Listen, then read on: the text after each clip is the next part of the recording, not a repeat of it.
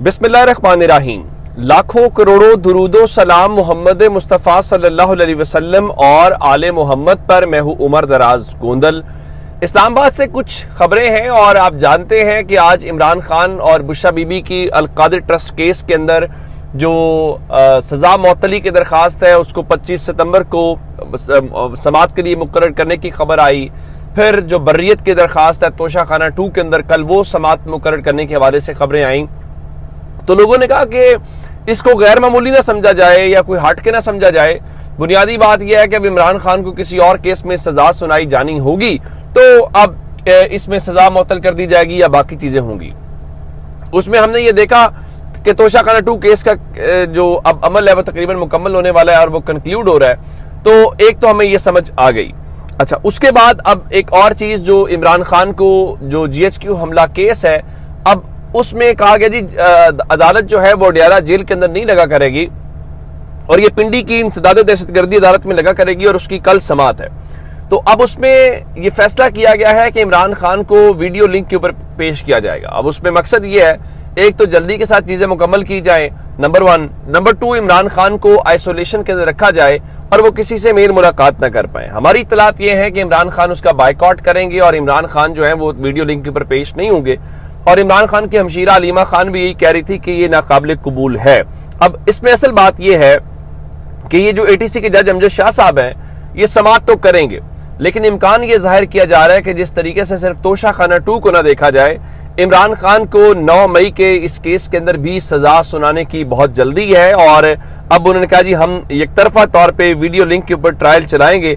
अब देखना यह है कि तहरीक इंसाफ उसको अगर हाई कोर्ट में लेके भी जाती है तो कम से कम जस्टिस डोगर साहब के होते हुए तो आप ये तवक्को ना रखें कि वहां पे तहरीक इंसाफ को कोई ऐसा कोई ब्रेक थ्रू मिल जाएगा या वो समझें कि कोई ऐसा फैसला हो जाएगा जिस तरह हम माजी में देखते रहे हैं कि जब साइफर वाला मामला आया तो वो इन कैमरा चलाने की कोशिश की गई तो जजेस ने उसको उड़ा दिया और कहा नहीं, फेयर ट्रायल का तकाजा ये है उसको ओपन रखा जाए, मीडिया को साथ ले जाया जाए। लेकिन तब 26वीं तरमीम नहीं हुई थी। अब चूंकि 26वीं तरमीम हो गई है तो अब अदलिया की क्या मजाल है, 26वीं तरमीम के बाद सूरत हाल क्या है।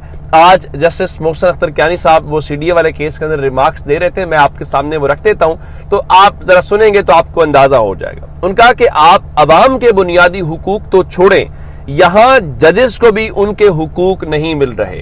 अब ये अगर इस वक्त मेरिट पे फैसला होता तो मोहसिन अख्तर कियानी साहब जो हैं वो इस वक्त चीफ जस्टिस होते, लेकिन उनको रोकने के लिए और पूरी हाई कोर्ट को कंट्रोल करने के लिए तो जनाबे डोगर साहब को 14 जजेस को छोड़ के 15वें नंबर वाले जज साहब के ऊपर नजर पड़ी। और उसके बाद मोहसिन अख्तर कियानी साहब कह रहे थे कि मुल्क में जो कुछ इस वक्त हो रहा है बहुत ही बदकिस्मती की बात है, दुआ ही की जा सकती है। लेकिन अब दुआओं से शायद काम न बने। उसकी वजह यह है कि 27वीं आईनी तरमीम आ रही है और 27वीं आईनी तरमीम में ख्याल ये है कि इन जजेस को इनके कंसेंट के बगैर भी एक हाई कोर्ट से निकाल के दूर दराज फेंका जाए।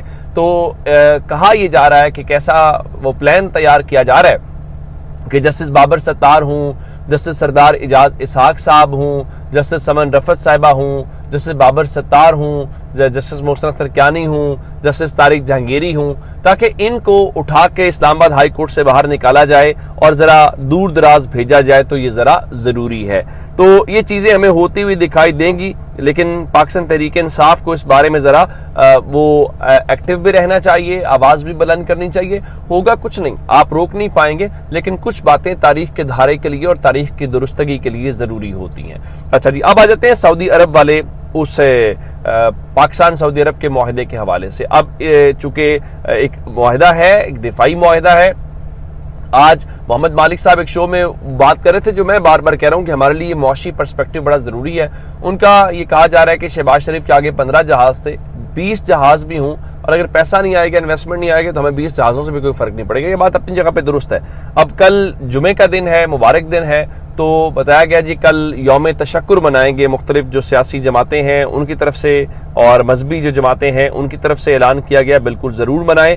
असल बात मैंने आपको कहा था कि पाकिस्तान तहरीक इंसाफ के हवाले से कि वो मुल्क की सबसे बड़ी अपोजिशन की जमात है, अवाम की नुमाइंदा जमात है, उनका इसके ऊपर मौकिफ क्या है। पाकिस्तान तहरीक इंसाफ ने एज ऑफ दिस मोमेंट कोई ऑफिशियल बयान तो जारी नहीं किया और अगर इमरान खान से मुलाकात होगी तो इमरान खान का कमेंट भी आ जाएगा, वो भी इसके ऊपर जरूर बात करेंगे। लेकिन आज सलमान अकरम राजा साहब जो हैं उन्होंने क्या कहा है तो वो आपके सामने ज़रूर है। इसको हम पार्शली कह सकते हैं कि कोई तहरीक इंसाफ की जानिब से इब्तदाई रद्दअमल ज़रूर आया है।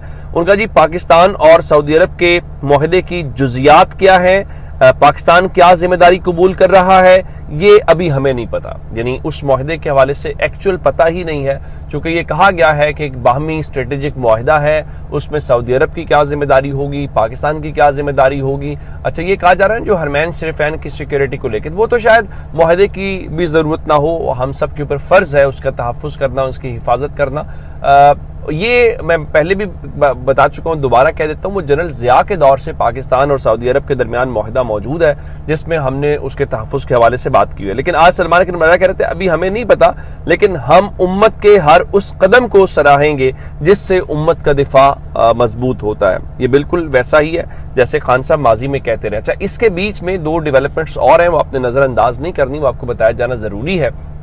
चूँकि कल जब हम ये देख रहे थे कि ये मुआहदा हुआ तो इंडियन मीडिया और इंडियन जो पर्सनैलिटीज़ हैं वो खासी तकलीफ के अंदर दिखाई दी, और वो तो कह रहे थे कि शायद इंडिया के हवाले से पाकिस्तान गारंटी सऊदी अरब से चाह रहा है। तो मैंने ये भी कहा था कि हम इंडिया के लिए अल्लाह के फजल से अकेले ही काफ़ी हैं, और हमने मई के महीने में जो फेंटा लगाया है वो बतौर कौम हमारे लिए फ़ख्र का बायस, और हमने बड़ा मुत्तहिद होके देखें, अगर मेरी जिम्मेदारी मीडिया की है तो हमने उस महाज के ऊपर, अगर किसी की और जिम्मेदारी थी तो हर किसी ने मिल के अपना उस वक्त फ़र्ज़ अदा किया, और अल्लाह ताला ने हमें सुरखरू किया, अल्लाह ने हमें इज्जत दी, और मोदी का जो गुरूर है वो खाक में मिल गया और इंडियन गुरूर खाक में मिला। तो आज उनके लिए कल जो एक हमारा मुआहदा हुआ वो एक धचका उनके लिए था ही था, वो उस शौक से निकले नहीं थे।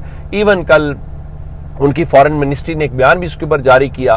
तो आज उनके लिए एक और बुरी खबर आई है, और वो ये है कि जो चाबहार के अंदर ईरान की जो पोर्ट है उससे मुतल्लिक उन्होंने उनको कुछ एक्सेप्शंस दी हुई थी 2018 से, और उस हवाले से अब उनको जो इस्तिस्ना मिला हुआ था जिसके तहत वो ईरान के साथ मिलकर काम कर सकते थे, तो अमेरिका ने इस सिलसिले में जो इंडिया है उससे वो छूट वापस ले ली है, और अब 29 सितंबर से उन्होंने कहा है कि चाबहार बंदरगाह को ऑपरेट करने वाले अफराद या इदारों के ऊपर पाबंदियां लगेंगी। तो अब इंडिया कम अज़ कम क्योंकि इंडिया का एक पूरा प्लान ये था या उसका ख्याल ये था कि हम वाया चाबहार पाकिस्तान को, हालांकि ईरान ने कभी ऐसा नहीं कहा, ईरान हमेशा कहता है, और ये अच्छी बात है, पाकिस्तान ने भी कभी ये नहीं कहा कि वो कोई हमारी मुखालिफ पोर्टर, हमें कहना भी नहीं चाहिए।